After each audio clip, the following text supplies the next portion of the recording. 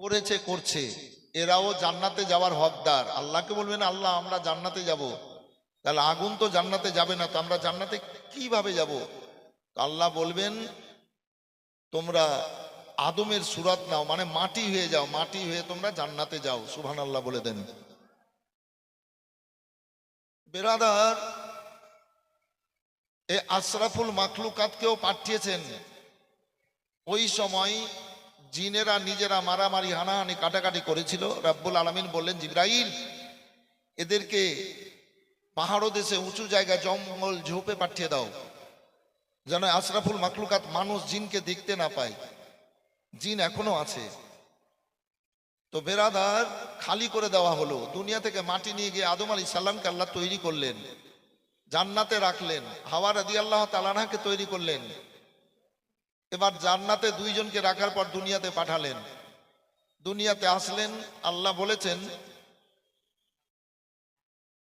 যে ওয়াইজ কলা রব্বুকা লিল মালাইকাতি ইন্নী জাইলুন ফিল আরদি খলিফা, আমি একজন প্রতিনিধি দুনিয়াতে পাঠাবো, একজন খলিফা দুনিয়াতে পাঠাবো, তাকে দিয়ে আমি ইবাদত বান্দিগি করিয়ে নেব, দুনিয়া আবাদ করিয়ে নিব।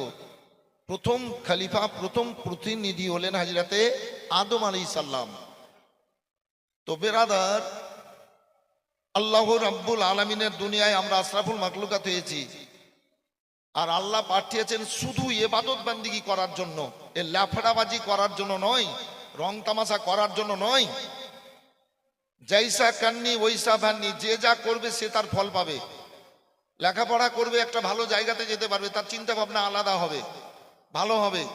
আর লেখাপড়া করবে না তো আর চিন্তা ভাবনা সব সময় নিচু হবে। এইরকম ব্যাপারগুলা।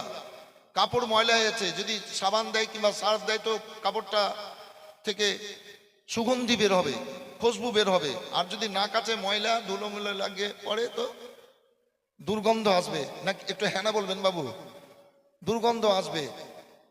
তো যে যেমন করবে, যে যেমন ফল করবে সে তেমন তার ফল পাবে। তো আল্লাহ পাঠিয়েছেন শুধু ইবাদত বান্দিগি করার জন্য।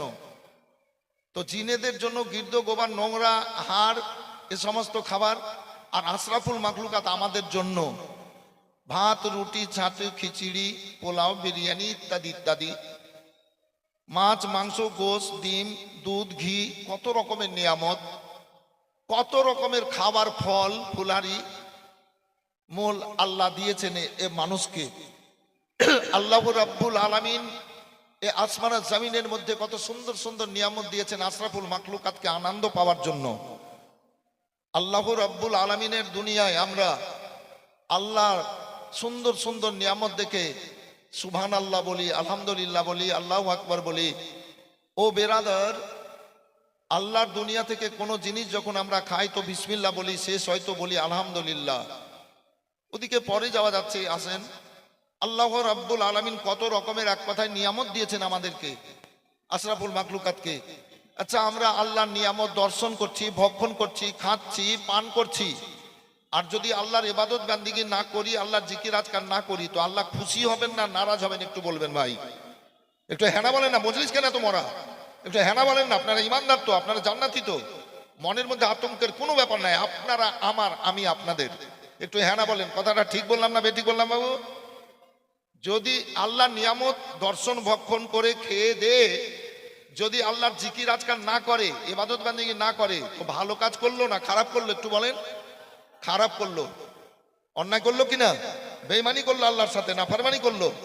যে আল্লাহর নিয়ামত দর্শন ভক্ষণ করে খেলো পেলো আর পান করলো, আর আল্লাহর ইবাদত বান্দিগি করলো না, তা আল্লাহর নাফরমানি করলো, তারা খারাপ করলো।